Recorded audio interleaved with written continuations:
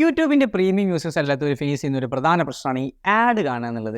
നമ്മളൊരു video play ചെയ്യുന്നതിന് മുന്നേ നമുക്ക് ആദ്യം വരുന്നതാണ് യൂട്യൂബിൽ ആഡുകളാണ്. സോ നമ്മൾ എന്താ ചെയ്യുക, അത് സ്കിപ്പ് ചെയ്യും, അല്ലെങ്കിൽ നമ്മൾ ബാക്ക് അടിച്ചിട്ട് വീണ്ടും ക്ലോസ് ചെയ്തിട്ട് വീണ്ടും ഓപ്പൺ ചെയ്യും. പക്ഷേ ചില ആളുകൾ യൂസ് ചെയ്യുന്നതെന്ന് വെച്ചാൽ ആഡ് ബ്ലോക്കേഴ്സ് ആപ്സ് ഉണ്ട്. ഇത് വെച്ചിട്ട് എന്ത് ചെയ്യും, ഈ ആഡ് ഇല്ലാണ്ട് വീഡിയോ കാണാൻ വേണ്ടി ശ്രമിക്കും.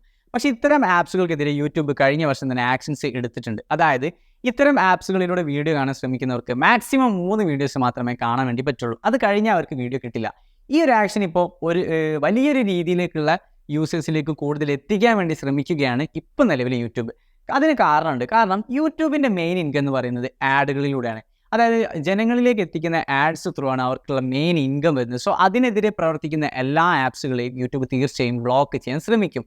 അതുമാത്രമല്ല, യൂട്യൂബിൻ്റെ പല ആക്ഷൻസിനെതിരെയും പല വിവാദങ്ങളും ഉണ്ടായിട്ടുണ്ട്. അതായത് ഒരുപാട് നേരമുള്ള പല ആഡുകളുണ്ട്. അത് തീർച്ചയായും ഒരു യൂസർ കണ്ടിരിക്കണം, അല്ലെങ്കിൽ നമ്മൾ മന്ത്ലി പേയ്മെൻറ്റ് വലിയ രീതിയിൽ അടച്ചിരിക്കണം എന്ന ആക്ഷൻസുകൾക്കെതിരെ ഒരുപാട് പ്രശ്നങ്ങൾ യൂട്യൂബ് ഓൾറെഡി നേരിട്ടിട്ടുണ്ട്. പക്ഷേ ആഡ് ബ്ലോക്കേഴ്സ് ആപ്സ് എല്ലാം യൂട്യൂബ് പോളിസിക്ക് എതിരാണെന്ന് യൂട്യൂബ് ഓൾറെഡി പറഞ്ഞിട്ടുണ്ട്. സോ അതിന് വേണ്ടിയുള്ള ആക്ഷൻസ് അവർ ഒരുപാട് മുന്നേ തന്നെ സ്റ്റാർട്ട് ചെയ്തിട്ടുണ്ട്.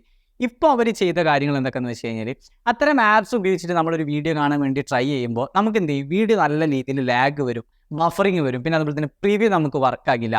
പിന്നെ മറ്റൊരു കാര്യം എന്താണെന്ന് വെച്ചാൽ, ഇപ്പോൾ നമ്മൾ ആ ഒരു ആപ്സ് ത്രൂ നമ്മൾ വീഡിയോ കാണുന്ന സമയത്ത് എന്ന് വെച്ചാൽ നമുക്ക് ഫുൾ സ്ക്രീൻ ഓപ്ഷൻ നമുക്ക് അവൈലബിൾ ആകില്ല. ഇപ്പോൾ നമ്മൾ യൂട്യൂബിൽ കാണുന്ന സമയത്ത് നമ്മളിങ്ങനെ ഫോൺ ചരിച്ചിട്ട് ഫുൾ സ്ക്രീൻ ആക്കുമല്ലോ. പക്ഷേ ഇത്തരം ആപ്സ് ത്രൂ ഇനി കാണുകയാണെന്നുണ്ടെങ്കിൽ നമുക്ക് ഫുൾ സ്ക്രീൻ ഓപ്ഷൻ അവൈലബിൾ ആകില്ല എന്നാണ് യൂട്യൂബ് പറയുന്നത്.